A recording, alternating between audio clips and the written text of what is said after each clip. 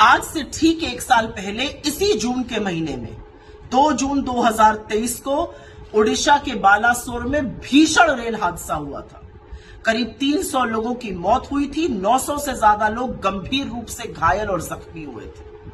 आज पश्चिम बंगाल में कंचनजंगा एक्सप्रेस पर मालगाड़ी ने ठोकर मार दी। 15 से 20 लोगों की मृत होने की अभी तक खबर आ चुकी है। लेकिन सवाल यह है कि पिछले एक साल में क्या बदला है, क्या किया गया पिछले एक साल में कि रेल सुरक्षित हो, क्या किया गया कि यात्री को यह ना लगे कि वो गंतव्य तक पहुंचेगा या उसकी लाश या अर्थी गंतव्य तक पहुंचेगी।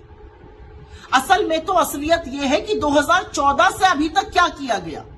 2014 से 2023 तक सरकारी आंकड़े, क्योंकि असल आंकड़े इससे बहुत ज्यादा है, लेकिन मैं सरकारी आंकड़ों का हवाला देते हुए पूछ रही हूं। 2014 से 2023 तक, मार्च 31 2023 तक इस देश में 1117 ऐसे रेल हादसे हुए जिसमें जान और माल का नुकसान हुआ। मतलब हर महीने 11 हादसे, मतलब हर तीसरे दिन पर लगभग एक हादसा हो रहा था। बड़े बड़े हादसे देखे इस देश ने।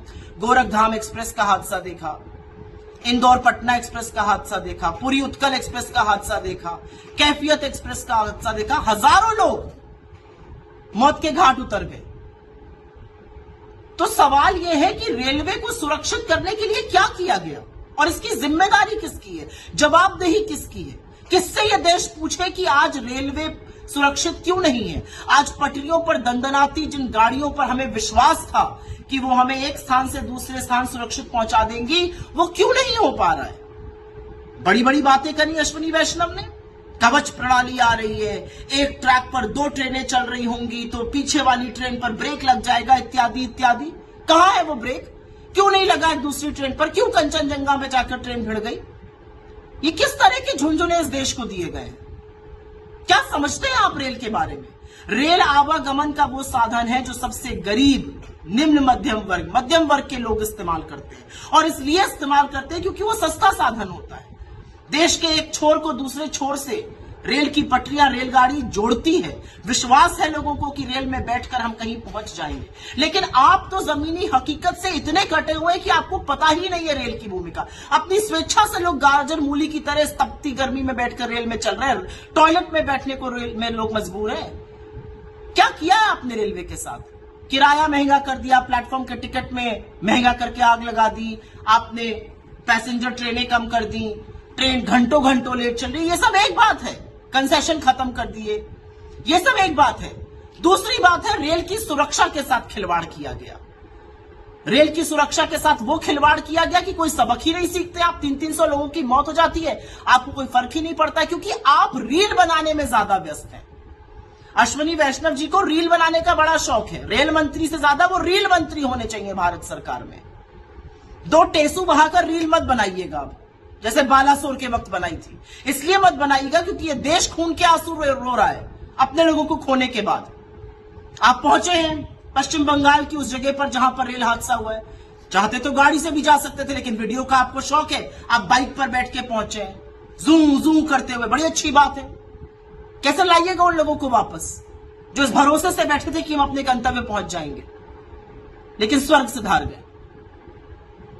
प्रधानमंत्री को तो डोमेस्टिक मामलों पे ना बोलने का मन है, ना उनके पास फुर्सत है, वो पता नहीं कहां मशगूल है। आप तो बोलिए, जवाबदेही किसकी है भारतीय रेल के लिए। भारत में ऐसे मंत्री हुए हैं जिन्होंने नैतिक जिम्मेदारी रहते हुए अपने पद छोड़े हैं, उसमें तमाम रेल मंत्री भी शामिल हैं। ऐसे तमाम लोग हैं, लाल बहादुर शास्त्री जी, नीतीश कुमार जी, जॉर्ज फर्नांडिस, मधु दंडवते, माधवराव सिंधिया, ममता बनर्जी, तमाम ऐसे लोग हैं जिन्होंने अपना पद छोड़ दिया। लेकिन आप तो कुर्सी से ऐसे चिपके कि देश त्राहिमाम कर रहा है, रेल में बैठा हुआ यात्री आशंकित है, आप रील बनाने में ही व्यस्त हैं। अरे आप बुलेट ट्रेन लाइए, आप 50 और वंदे भारत ले आइए, लेकिन जो नॉर्मल ट्रेनें हैं जिस पर पैसेंजर बैठकर देश के एक छोर से दूसरे छोर जा रहा है, उसको तो सुरक्षित करिए। उसकी सुरक्षा का क्या इंतजाम है, आज तो लोग ये पूछेंगे बात। असलियत यह है कि एक के बाद एक मंत्री इतने चरण चुंबन में व्यस्त रहता है कि उसको ना तो अपने डिपार्टमेंट की फिक्र है और ना इस देश के प्रति वो जवाबदेह है। हर तीसरे दिन पर एक रेल हादसा होना नरेंद्र मोदी की नाकामी है, विफलता है, अक्रमण्यता है और सबसे ज्यादा असंवेदनशीलता है। अगर रील बनाने से फुर्सत मिल जाए ना अश्विनी वैष्णव जी, तो थोड़ी रेल के बारे में चिंता कीजिए।